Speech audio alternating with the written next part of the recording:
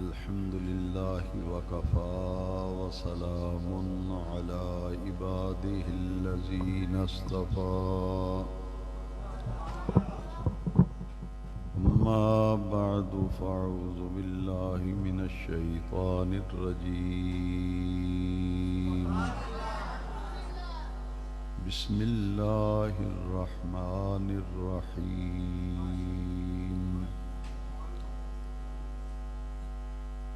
يا أيها الذين آمنوا استجيبوا لله وللرسول إذا دعاكم لما يحييكم صدق الله مولانا العظيم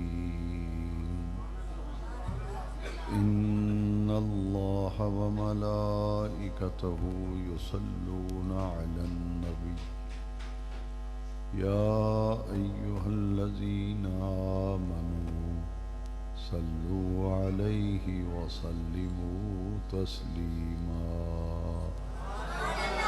الصلاة والسلام عليك يا سيدي يا رسول الله وعلى آلك وأصحابك يا حبيب الله الصلاة والسلام عليك يا سيدي يا رسول الله وعلى آلك وأصحابك يا سيدي يا خاتم النبيين. ایک مرتبہ پھر محبت سے درود شریف پڑھیں.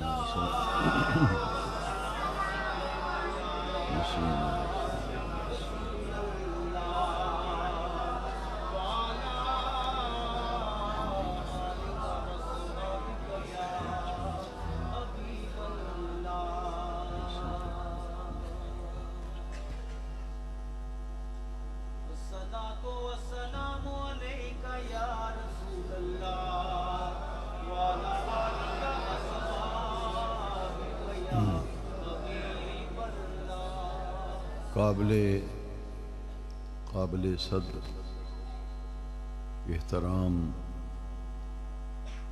حاضرین محفل میلاد شریف، اللہ رب العزت کا بڑا ہی فضل و کرم اور انعام و احسان ہے کہ آج ہم اپنے پیارے آقا کریم رؤوف الرحیم صلی اللہ علیہ وسلم کے میلاد مبارک کے عنوان پر منعقد ہونے والی محفل میلاد شریف میں حاضری کی سعادت حاصل کر رہے ہیں. یہ محفل ہر سال محب گرامی جناب ملک فقیر حسین صاحب قادری ہر سال بڑی محبت اور عقیدت سے اس محفل کا انعقاد کرتے ہیں، اہتمام کرتے ہیں. خوش نصیب ہوتے ہیں وہ لوگ جن کو حضور کے ذکر کی محفل میں آنے کی توفیق ملے. محبوب کی محفل کو محبوب سجاتے ہیں، محبوب کی محفل کو محبوب سجاتے ہیں، آتے ہیں وہی جن کو سرکار بلاتے ہیں. یہ بڑے کرم کے ہیں فیصلے، یہ بڑے نصیب کی بات ہے. یہ بڑے کرم کے ہیں فیصلے، یہ بڑے نصیب کی بات ہے. جسے چاہا اپنا بلا لیا، جسے چاہا در پہ بلا لیا. تو حضور کے ذکر پاک کی محفل ہو اور جن خوش نصیبوں کے لیے اللہ کریم نے اس محفلوں میں حاضری رکھی ہوتی ہے وہی اس محفل میں حاضر ہوتے ہیں. حضور کے ذکر پاک کی محفل ہے. مجھ سے پہلے آپ نے عزیز القدر محمد عباس صاحب قادری اور محب گرامی جناب محمد سعید احمد رحمانی صاحب سے نعتیہ کلام سننے کا شرف حاصل کیا. میں بھی مختصر وقت میں آقا کریم علیہ الصلاۃ والسلام کی شان اقدس اور حضور کی عظمت کے حوالے سے کچھ باتیں قرآن پاک اور حدیث پاک کی روشنی میں عرض کرنا چاہتا ہوں۔ یہ اللہ تعالیٰ کا بڑا کرم ہے کہ اس نے ہمیں انسان بنایا، اشرف المخلوقات بنایا،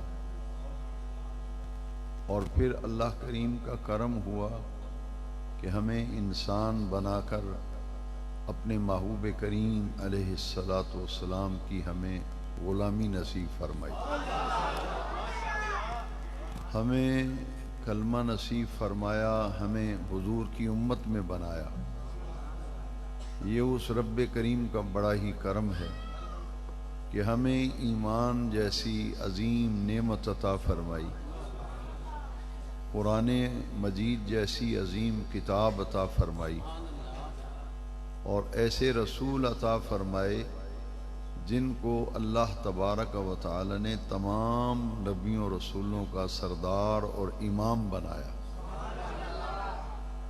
اور پھر ہمیں اپنے اس محبوب رسول کا کلمہ نصیب فرمایا جن کی خاطر اللہ تعالی نے ساری کائنات کو بنایا۔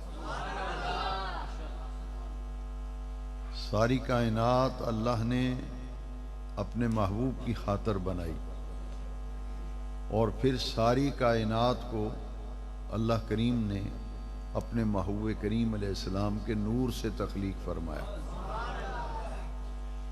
ہم اس رسول کریم کے امتی ہیں، ان کا کلمہ پڑھا ہے جن کی خاطر اللہ تبارک و تعالی نے پوری کائنات پست و بالا، پوری کائنات ہست و بود کو اللہ نے اسی محبوب کی خاطر تخلیق فرمایا۔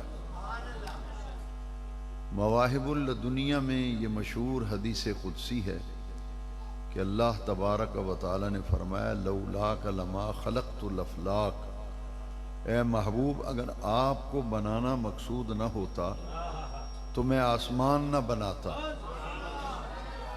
لولاک لما خلقت الدنیا، اے محبوب آپ کو بنانا مقصود نہ ہوتا میں دنیا نہ بناتا۔ لولاک لما اظہرت الربوبیہ، اے محبوب آپ کو بنانا مقصود نہ ہوتا میں اپنا رب ہونا ہی ظاہر نہ کرتا۔ تو ساری کائنات اپنے محبوب کی خاطر بنائی، اور پھر نبی کریم صلی اللہ علیہ وسلم نے ارشاد فرمایا انا نور من نور اللہ وکل الخلائق من نوری۔ نبی پاک نے فرمایا میں اللہ کے نور سے ہوں، ساری کائنات اللہ نے میرے نور سے بنائی۔ حضور اللہ کے نور سے ہیں اور ساری کائنات میرے نبی پاک کے نور سے تخلیق کی گئی۔ حضرت جابر بن عبداللہ رضی اللہ تعالیٰ عنہ نے نبی پاک سے ایک دن پوچھا اخبرنی عن اول شیء خلق اللہ تعالی قبل الاشیاء۔ حضرت جابر نے نبی پاک سے پوچھا حضور ساری کائنات سے پہلے اللہ تبارک و تعالی نے کس چیز کو بنایا؟ تو نبی کریم علیہ السلام نے فرمایا یا جابر ان اللہ تعالی خلق قبل الاشیاء نور نبیک من نورہ۔ اللہ کریم کے محبوب فرماتے ہیں اے جابر کائنات کی ہر شے سے پہلے تیرے اللہ نے تیرے نبی کے نور کو اپنے نور سے تخلیق فرمایا۔ حضور اللہ کے نور سے ہیں اور ساری کائنات میرے نبی پاک کے نور سے تخلیق کی گئی۔ اور ایک عاشق زار نے بڑی پیاری بات کی، کیا شان احمدی کا چمن میں ظہور ہے، کیا شان احمدی کا چمن میں ظہور ہے، ہر گل میں ہر شجر میں محمد کا نور ہے۔ کیا شان احمدی کا چمن میں ظہور ہے، ہر گل میں ہر شجر میں محمد کا نور ہے صلی اللہ علیہ وسلم۔ حضور اللہ کے نور سے ہیں اور ساری کائنات حضور کے نور سے بنی۔ تین باتیں میں نے عرض کی ہیں۔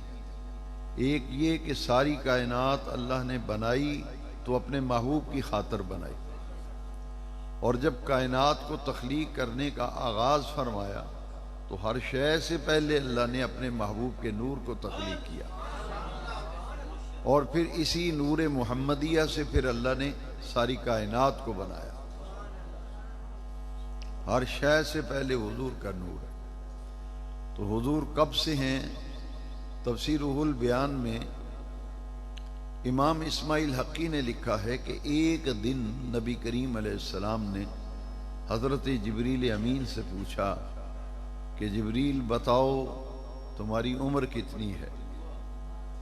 تو جبریل امین نے عرض کیا حضور یہ تو مجھے علم نہیں، پتہ نہیں کہ میری عمر کتنی ہے، مگر حضور اتنا میں ضرور جانتا ہوں کہ چوتھے حجاب عظمت میں ایک نوری تارہ طلوع ہوتا تھا، اور طلوع ہونے کے بعد پھر تارہ جو ہے وہ چھپ جاتا تھا، اور پھر 70,000 کے بعد وہ نوری تارہ پھر طلوع ہوتا تھا، پھر وہ چھپ جاتا، اور پھر 70,000 سال کے بعد وہ نوری تارہ پھر طلوع ہوتا۔ تو حضور میں نے اس طلوع ہونے والے نوری تارے کو 70,000 مرتبہ دیکھا ہے، 70,000 مرتبہ دیکھا ہے۔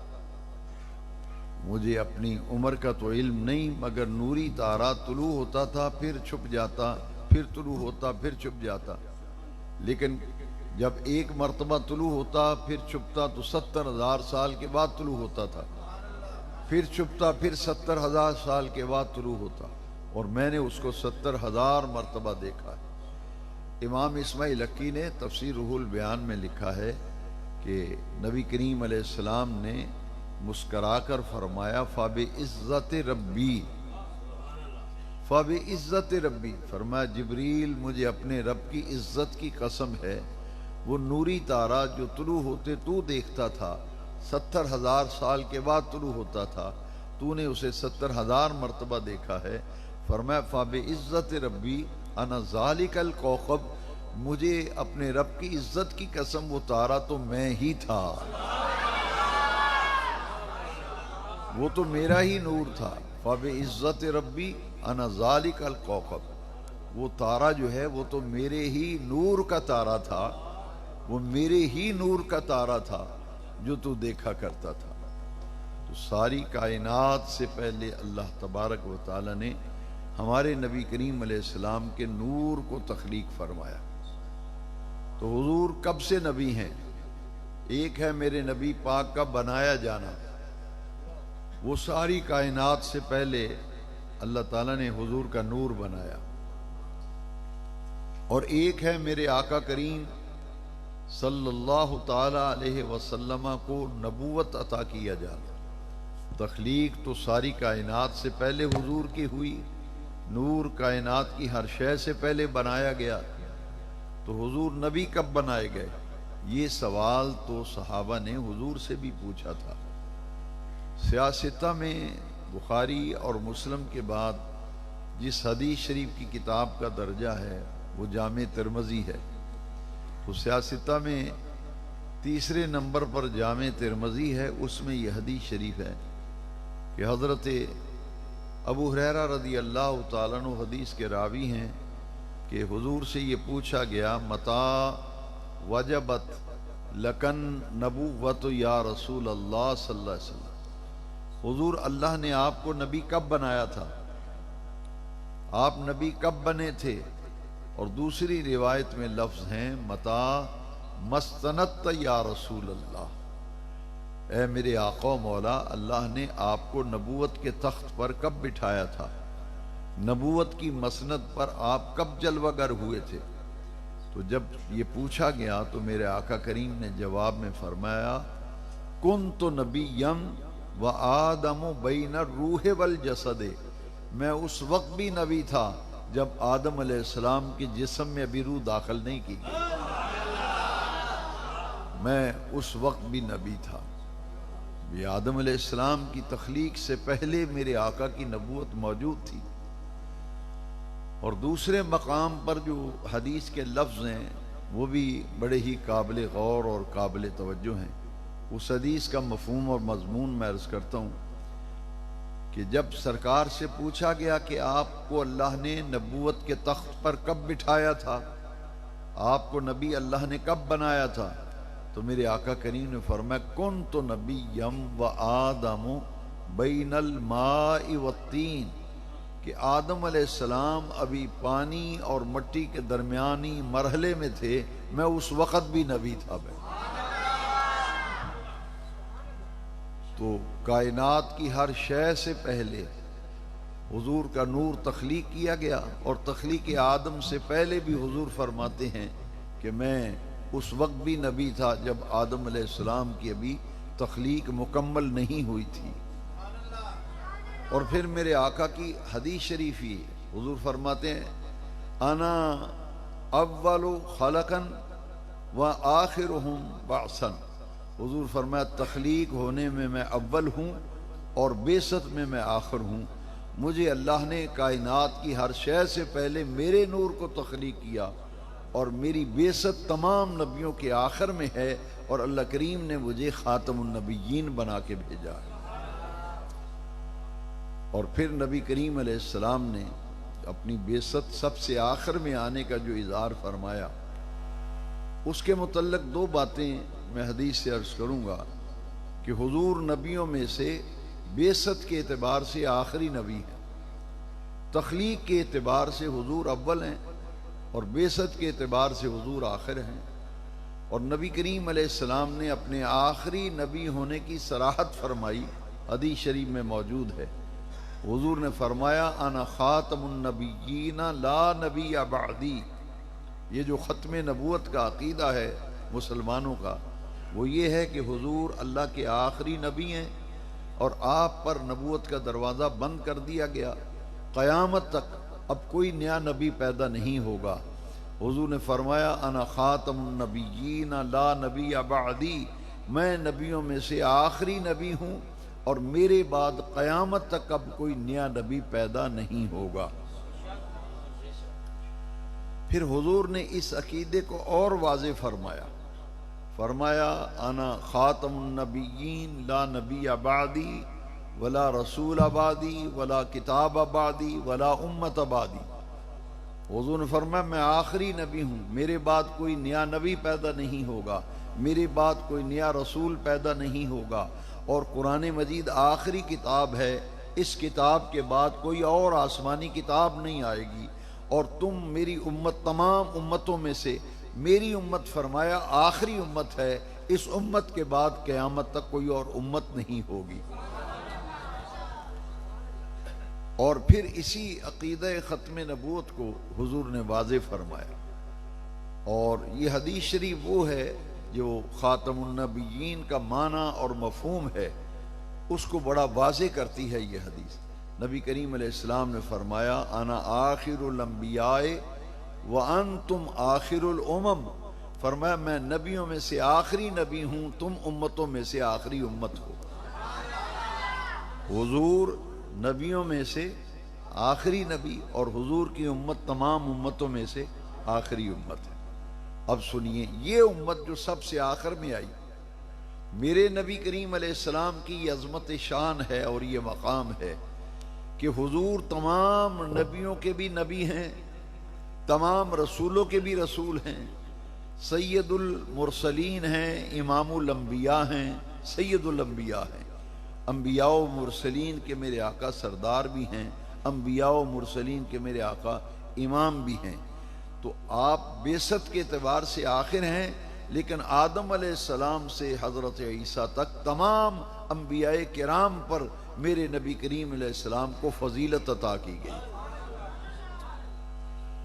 جس طرح حضور تمام نبیوں رسولوں سے افضل ہیں، یہ بہت غور سے سنیے، اسی طرح میرے نبی کریم علیہ السلام کی امت پہلی تمام امتوں سے افضل ہے۔ 1.25 لاکھ امتیں آئیں نا، نبی 1.25 لاکھ آئے کم و بیش، جیسا کہ حدیث شریف میں ہے، تو 1.25 لاکھ نبیوں کی 1.25 لاکھ امتیں، تو 1,24,000 امتوں میں سے میرے آقا کی یہ بلند و بالا شان ہے کہ حضور کے صدقے میں نبی پاک کی امت کو پہلی تمام امتوں پر فضیلت حاصل ہے۔ حضور کی امت پہلی تمام امتوں سے افضل ہے۔ اور پھر قرآن مجید نے حضور کی امت کے سر پر جو تاج سجایا اس کا ذکر قرآن میں فرمایا، کنتم خیر امہ، ہم خیر امت ہیں۔ جو حضور کی امت ہے یہ خیر امت ہے۔ خیر امت سے مراد یہ ہے کہ تمام امتوں میں سے بہترین امت، 1.25 امتوں میں سے حضور کی امت بہترین امت، اور تمام امتوں سے حضور کی امت افضل امت ہے۔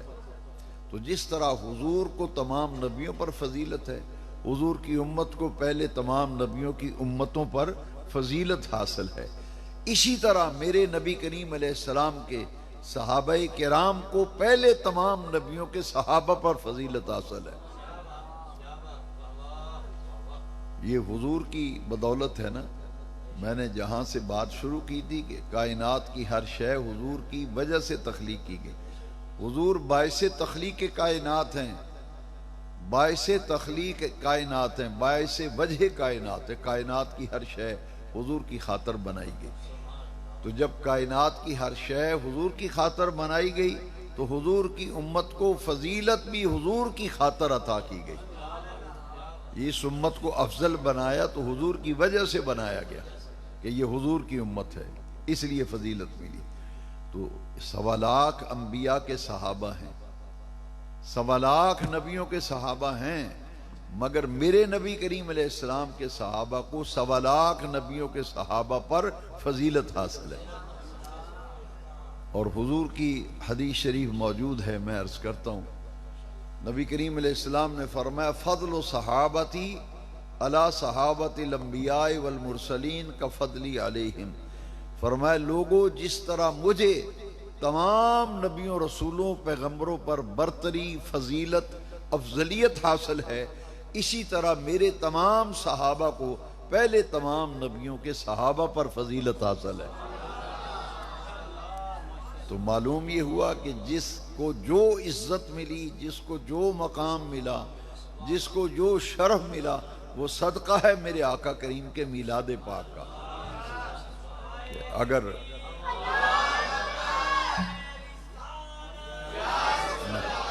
حضور نہ ہوتے تو کچھ نہ ہوتا۔ تو جب ہر شے حضور کے صدقے میں ہے تو جس کو جو عزت ملی، جو مقام ملا، جو مرتبہ ملا، وہ نبی کریم علیہ السلام کی وجہ سے ملا۔ حضرت سیدنا پیر مہر علی شاہ صاحب تاجدار گولڑا شریف علیہ رحمت و رضوان کو جب جاگتے ہوئے حضور کی زیارت ہوئی نا حالت بیداری میں، تو یہی بات حضرت پیر مہر علی شاہ صاحب تاجدار گولڑا شریف نے یہی بات بتائی جو میں نے آپ سے عرض کی کہ جس کو جو عزت ملی، جس کو جو شان ملا، جس کو جو مقام اور فضیلت ملی، وہ صدقہ ہے میرے آقا کریم کی ذات اقدس کا۔ تو حضور کی وجہ سے عزت ملی، فضیلت ملی۔ پیر مہر علی شاہ صاحب کو جب حضور کی زیارت ہوئی تو آپ نے فرمایا اس صورت نو میں جان آکھاں۔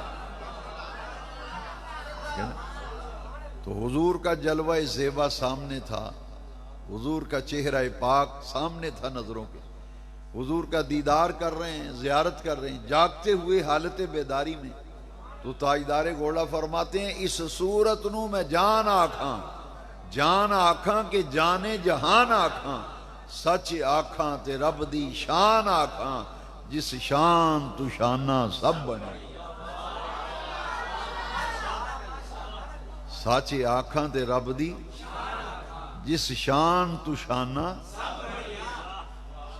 جب سے میں نے تقریر شروع کی اور اس تاجدار گولڑا کی بات سنانے تک جتنی بھی گفتگو میں نے کی، اس کا یہ خلاصہ ہے کہ میرے نبی پاک کا یہ شان ہے، مقام ہے کہ جس کسی نے اللہ کریم کی شان کو دیکھنا ہو وہ مدینے والے مصطفیٰ کریم کو دیکھ لے کہ حضور اللہ کی شان ہے، نبی پاک اللہ کی۔ ہاں آپ فرماتے ہیں سچ آکھاں تے رب دی میں شان آکھاں جس شان تو شانہ سب. تو میرے آقا کی ذات، میرے آقا کی ہستی، میرے آقا کا وجود، یہ تو رب کی شان ہے، اور حضور کی وجہ سے سب کو شانیں ملی. جس کو جو شان ملی وہ حضور کی وجہ سے ملی. اللہ اکبر. تو آپ فرماتے ہیں اس صورت نو میں جان آکھاں کہ جانے جہان آکھاں.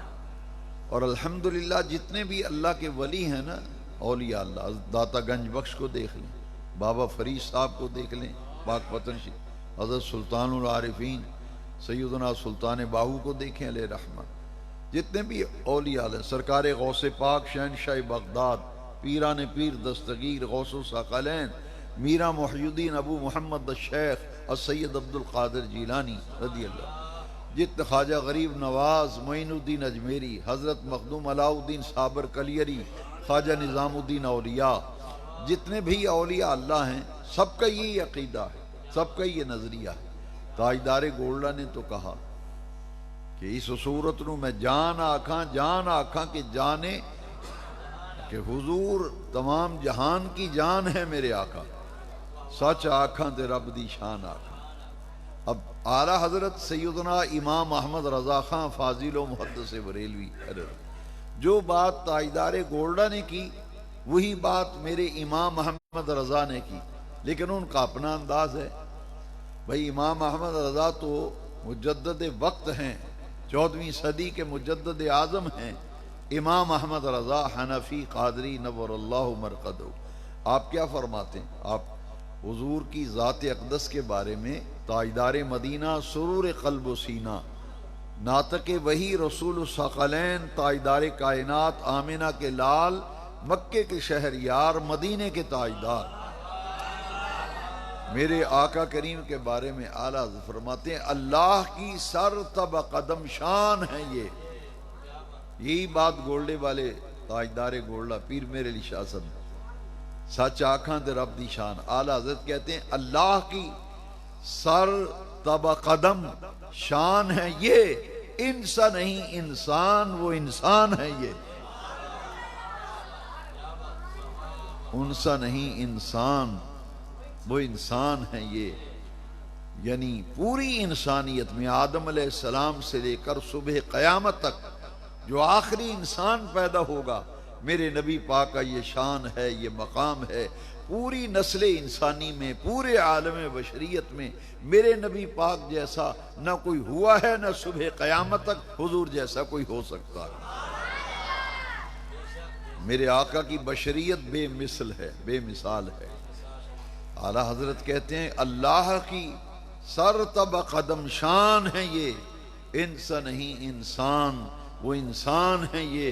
قرآن تو ایمان بتاتا ہے انہیں، قرآن تو ایمان بتاتا ہے انہیں، ایمان یہ کہتا ہے کہ میری جان ہے یہ. قرآن تو ایمان بتاتا ہے انہیں، ایمان یہ کہتا ہے کہ میری جان ہے یہ.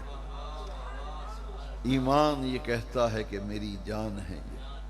اور جو بات تاجدار گولڈا نے کی، احمد رضا نے بھی وہی کی، ڈاکٹر اقبال بھی وہی بات کرتے ہیں.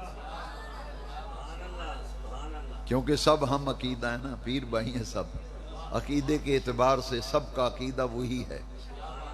جو یا رسول اللہ کہنے والوں کا عقیدہ، ان سب کا عقیدہ، اقبال کا بھی یہی عقیدہ.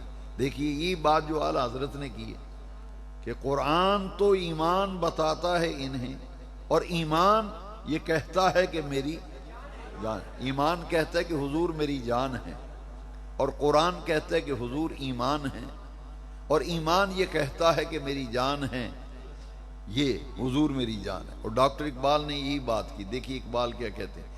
اقبال کہتے ہیں مغز قرآن روح ایمان جانے دیں ہست حب رحمت للعالمین. یہ ہے میری پوری تقریر، میرے پورے وعظ، میرے پورے بیان اور خطاب کا یہ خلاصہ ہے جو اقبال کے کلام میں آ گیا ہے. اس پر میں آگے چند واقعات عرض کرنا چاہتا ہوں. اقبال نے بھی یہی فکر پیش کی ہے. اقبال کا بھی یہی عقیدہ تھا جو آپ کا عقیدہ ہے، اور ہمارا وہ عقیدہ ہے جو حضور کے صحابہ کا عقیدہ ہے.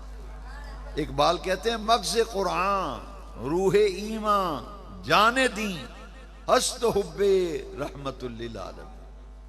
اقبال نے تو بات ہی ختم کر۔ اقبال کہتے ہیں قرآن پاک کا مغز، ایمان کی روح اور دین کی جان وہ مدینے والے آقا کی محبت کا نام ہے۔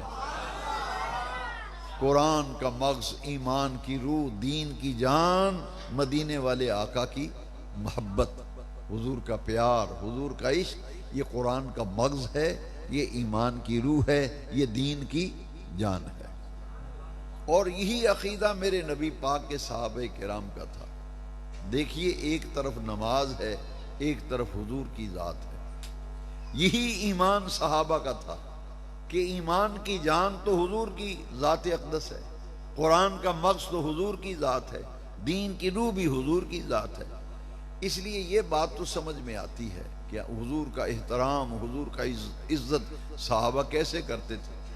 وہ آپ نے کئی میرے بیانات سنے ہوں گے کہ حضور جب وضو فرماتے تھے تو صحابہ کرام حضور کے جسم پاک سے جو وضو کا استعمال شدہ پانی گرتا تھا تو صحابہ کرام اس کو زمین پہ نہیں گرنے دیتے تھے، کیونکہ حضور ایمان کی جان ہے، قرآن کا مغز ہیں اور دین کی روح حضور کی ذات ہے۔ تو پھر صحابہ حضور کا احترام، حضور کی تعظیم، حضور کا ادب صحابہ کس طرح کرتے تھے کہ نبی پاک وضو فرماتے تھے۔ صحیح بخاری شریف میں ہے کہ صحابہ کرام وضو کا استعمال شدہ پانی حضور کے جسد پاک سے لگ کر جب نیچے آتا تھا تو صحابہ تلیاں نیچے کر لیتے تھے، وضو کا استعمال شدہ پانی لے کر چہروں اور سینوں پہ مل لیتے تھے۔ اسی لیے عروہ بن مسعود ثقفی نے، جاسوس نے، جا کے جب حضور کی جاسوسی کرنے آیا نا تو بعد میں یہ مسلمان ہو گئے، حضور کے صحابی بن گئے۔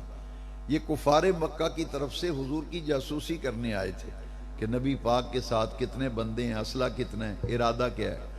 تو عروہ بن صلح حدیبیہ کے موقع پر بیعت رضوان جب ہوئی نا تو مکہ مکرمہ کے قریب ایک جگہ ہے جس کا نام ہے حدیبیہ، وہاں حضور کو روک دیا مکے والوں نے کہ آپ مکے میں نہیں آ سکتے۔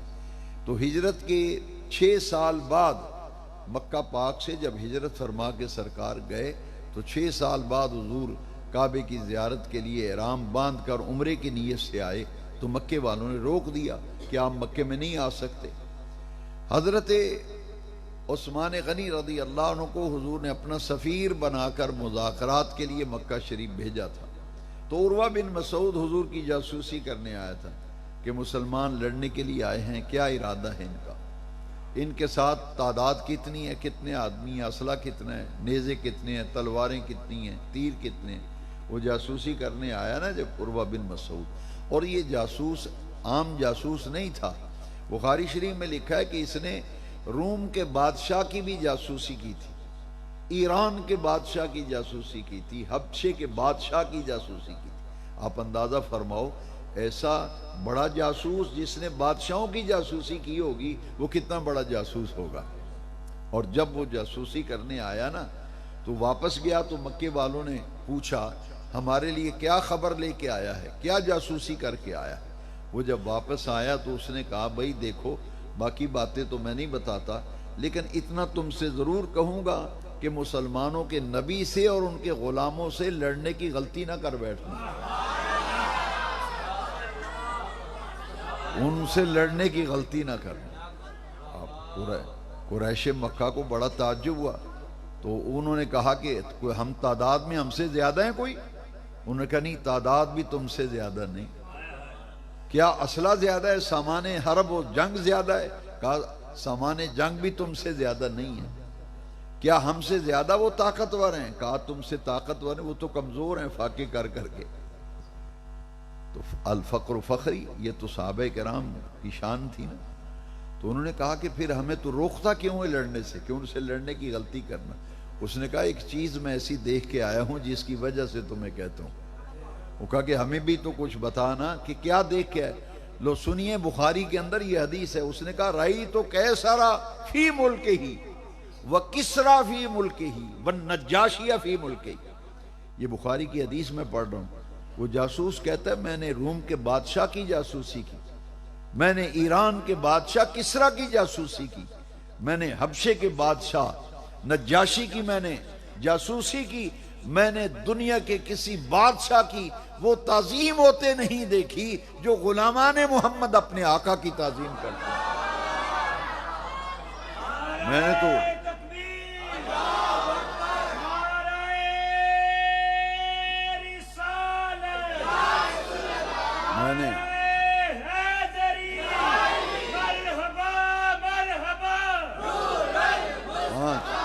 میں نے بادشاہوں کی جاسوسی کی ہے، میں تو بادشاہوں کا اتنا ادب احترام ہوتے نہیں دیکھا جتنا مسلمانوں کے نبی تشریف لاتے ہیں تو جس طرح غلام ادب و احترام کرتے ہیں۔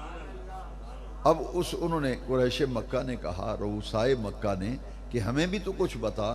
اس نے کہا کہ کیا بتاؤں، میں ایک چیز ایسی دیکھ کے آیا ہوں کہ مسلمانوں کا نبی جب وضو کرتا ہے تو ان کے جو غلام ہیں، جان نثار ہیں، فداکار صحابہ ہیں، ان کے وضو کا مستعمل پانی زمین پر نہیں گرنے دیتے۔ تو جو قوم اپنے نبی کے وضو کا استعمال شدہ پانی زمین پر نہیں گرنے دیتی، وہ اپنے نبی کا خون کیسے گرنے دے گی؟ وہ خون کیسے گرنے؟ اس لیے تمہیں منع کرتا ہوں کہ مسلمانوں کے نبی سے لڑنے کی غلطی نہ کر بیٹھنا۔ اچھا، یہ تو بات ٹھیک ہے کہ صحابہ وضو کا پانی چہرے پہ ملتے تھے اور حضور کی رطوبات جسمانیہ لے کر مل کے چہرے پہ مل لیتے تھے، لیکن عجیب معاملہ تو یہ ہے کہ نماز رب کی پڑھی جا رہی ہو، نماز رب کی پڑھی جا رہی ہو اور پھر مصطفیٰ کریم علیہ السلام کی تعظیم اور ادبی نہیں بلکہ میرے آقا کا حکم بجا لا رہے ہیں نماز کے اندر، تو پھر معلوم یہ ہوا کہ اللہ کی شان ہے میرے آقا، قرآن کا مغز ہیں، ایمان کی روح ہیں، دین کی جان ہیں، اور ان کی محبت ہی ہمارا سرمایہ حیات ہے۔ اگر حضور کی محبت ہے تو سب کچھ ہے، اگر حضور کی محبت نہیں تو پھر کچھ بھی نہیں۔ ایک صحابی ہیں بڑے مشہور، حضرت ابی ابن کعب رضی اللہ عنہ، وہ نماز پڑھ رہے تھے تو دوران نماز نبی کریم علیہ السلام نے انہیں آواز دی اور حضور نے بلایا۔ حضرت ابی بن کعب کو حضور نے بلایا تو وہ نماز پڑھ رہے تھے، تو وہ اپنی نماز ساری مکمل کر کے پھر حضور کے پاس آئے تو حضور نے فرمایا، میں نے تجھے بلایا تھا، تم دیر سے آئے ہو، مجھے کتنی دیر ہوگی تمہیں آواز دی ہوئی اور تم اب آ رہے ہو؟ تو حضرت ابی بن کعب کیا کہتے ہیں، حضور میں نماز پڑھ رہا تھا تو میں نے خیال کیا کہ نماز مکمل کر کے آپ کی خدمت میں حاضری دیتا۔ تو میرے نبی پاک نے کیا فرمایا، غور سے سنیے۔ حضور نے فرمایا، او نماز پڑھنے والے نمازی، تو نے اللہ کا یہ حکم نہیں سنا کہ جب اللہ بلائے تو اللہ کا رسول بنائے سارے کام چھوڑ کر ان کی خدمت میں آ جاؤ۔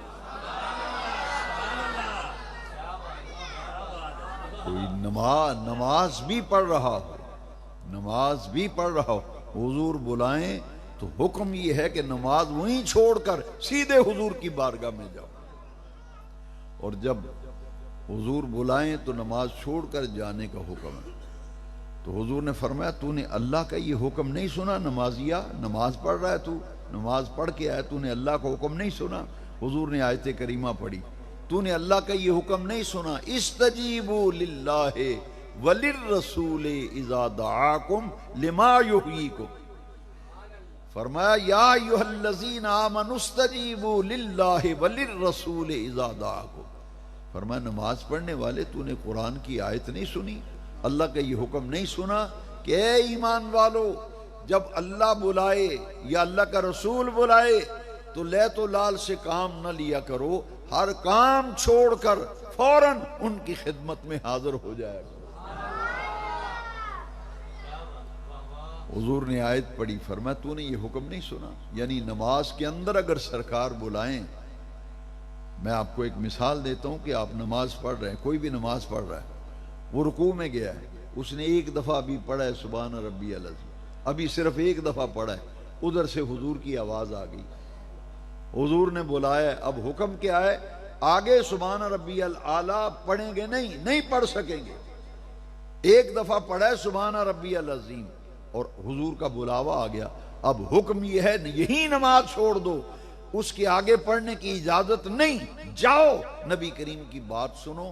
سرکار اگر پیسے دیں کہ جاؤ بازار سے سودا لے آؤ، آدمی پیسے لیتا ہے، جوتا پہنتا ہے، جاتا ہے بازار میں، گاہک بن کر دکاندار سے بات چیت کرتا ہے، سودا خرید کے لاتا ہے، سرکار کو پیش کرتا ہے، جو بھی سرکار کام کہیں وہ کر کے آتا ہے۔ اب حکم کیا ہے؟ حکم کیا ہے؟ جہاں سے نماز چھوڑ کر گیا تھا نئے سرے سے نماز پڑھنے کی ضرورت نہیں، اللہ اکبر کہہ کے رکوع میں چلا جائے، ایک مرتبہ تو پڑھ لیا تھا نا سبحان ربی العظیم، اور صرف 2 دفعہ پڑھ کے سمع اللہ لمن حمدہ کہہ کے باقی نماز کو مکمل کر لے۔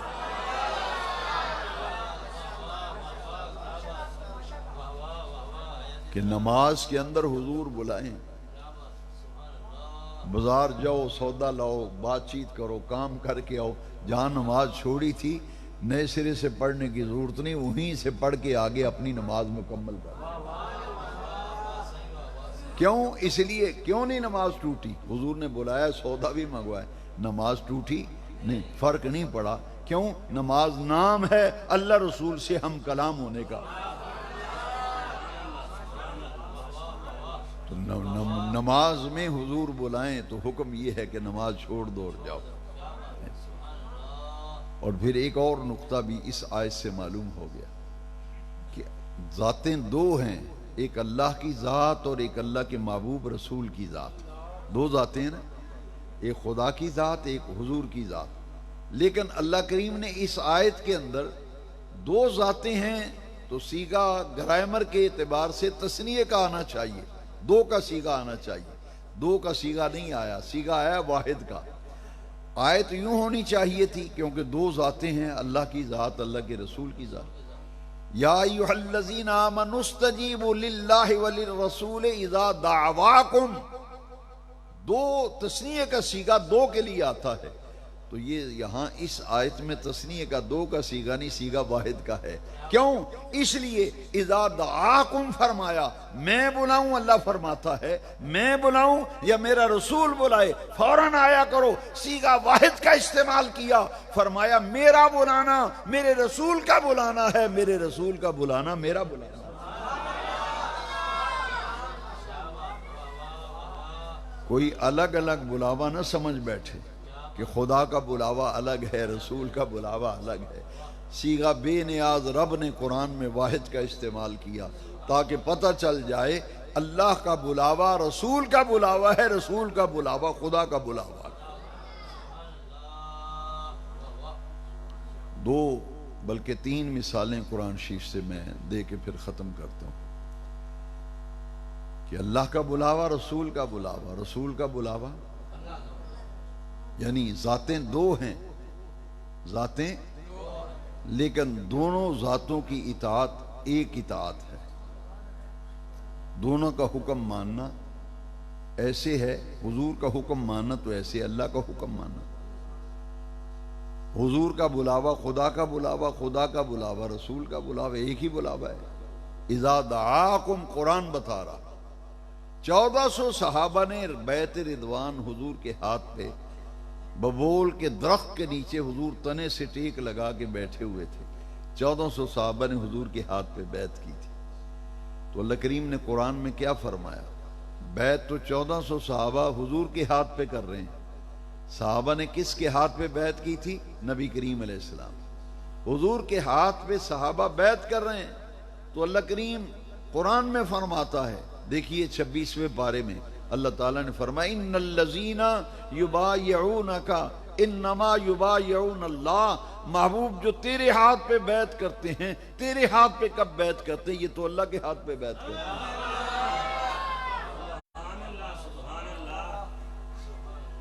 بیعت حضور کی ہو رہی ہے، بیعت بھئی ہاتھ تو حضور کا ہے نا، صحابہ 1400 صحابہ کا ہاتھ حضور کے ہاتھ پہ بیعت کر رہے ہیں، تو اللہ فرماتا ہے محبوب تیری کب بیعت کرتے؟ یہ تو میری بیعت کرتے ہیں۔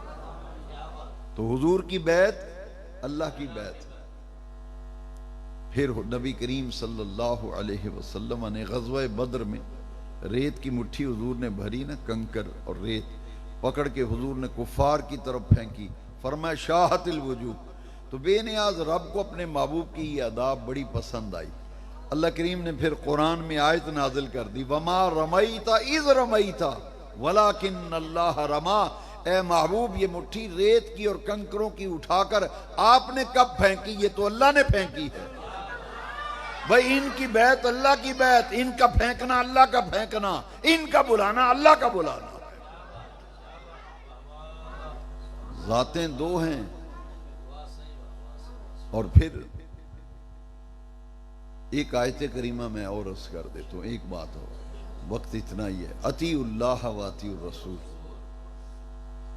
ذاتیں دو ہیں، حکم بھی دونوں کا ہے کہ اللہ کا حکم مانو، اللہ کے رسول کا حکم مانو۔ اطیع اللہ و اطیع الرسول، اطاعت کرو اللہ کی، اطاعت کرو اللہ کے رسول کی۔ اور سیدی اعلیٰ حضرت نے کنز الایمان فی ترجمۃ القرآن میں ترجمہ کیا ہے اس آیت کا، اطیع اللہ و اطیع الرسول کا، کہ حکم مانو اللہ کا اور حکم مانو اللہ کے رسول کا۔ بھئی اللہ کا حکم بھی مانو، اللہ کے رسول کا بھی حکم مانو۔ پھر بے نیاز رب خود قرآن میں اعلان کر رہا، یہ قرآن میں آپ کو بتا رہا ہوں، قصہ کہانی نہیں بتا رہا۔ قرآن کہتا ہے من یطع الرسول فقد اطاع اللہ، جس نے حکم مانا رسول کا اس نے حکم مانا اللہ کا۔ تو بھی رب اپنے محبوب کا ذکر آپ سے جدا نہیں کرتا، تو کسی کو کیا حق ہے کہ حضور کا ذکر خدا کے ذکر سے جدا کرے؟ بھئی اللہ تو ساتھ ساتھ ذکر رکھ رہا ہے۔ ان کی بیعت ہو تو خدا کہتا ہے پیارے محبوب تیری کب بیعت ہے؟ یہ تو میری بیعت کر رہے ہیں۔ محبوب یہ تو نے کب پھینکے؟ یہ تو میں نے پھینکے ہیں۔ تو حضور کا حکم ماننا اللہ کا حکم ماننا، حضور کا بلاوا اللہ کا بلاوا۔ تو جا بجا اللہ کریم نے اپنے ذکر کے ساتھ، اپنے نام کے ساتھ، حکم کے ساتھ محبوب کی بات کی۔ دیکھیے میں وَرَفَعْنَا لَكَ ذِكْرَكَ کی تفسیر پڑھ لیں۔ اللہ کریم نے سورہ علم نشرہ میں 30ویں پارے میں وَرَفَعْنَا لَكَ ذِكْرَكَ، اے محبوب ہم نے آپ کی خاطر آپ کے ذکر کو بلند کر دیا۔ اب اللہ نے اپنے محبوب کے ذکر کو رفعت عطا کی اور بلندی عطا کی۔ تو جب یہ آیت مقدسہ نازل ہوئی تو تفسیر در منصور میں امام جلال الدین سیوطی علیہ رحمہ نے اس آیت کا ترجمہ، جو جبریل امین نے بتایا کہ اللہ نے اس آیت کا جو ترجمہ کیا ہے، ایک ترجمہ امام کرتا ہے، خطیب کرتا ہے، پیر کرتا ہے، استاذ کرتا ہے، عالم کرتا ہے، تو اس کا وہ ترجمہ اس آیت کا جو عرش والے رب نے کیا۔ یہ کس نے بتایا؟ جبریل امین نے۔ جبریل آئے نا جب یہ آیت لے کے وَرَفَعْنَا لَكَ ذِكْرَكَ، تو جبریل نے عرض کی حضور اگر حکم دیں تو میں اس کا وہ ترجمہ نہ بتاؤں جو عرش والے رب نے کیا ہے؟ تو حضور نے اجازت دی، فرمایا جبریل کرو اس کا وہ ترجمہ بیان کرو جو رب نے کیا ہے۔ یہ تفسیر در منصور میں امام جلال الدین سیوطی نے لکھا ہے، جنہوں نے 70 مرتبہ حالت بیداری میں جاگتے ہوئے حضور کی زیارت کی تھی۔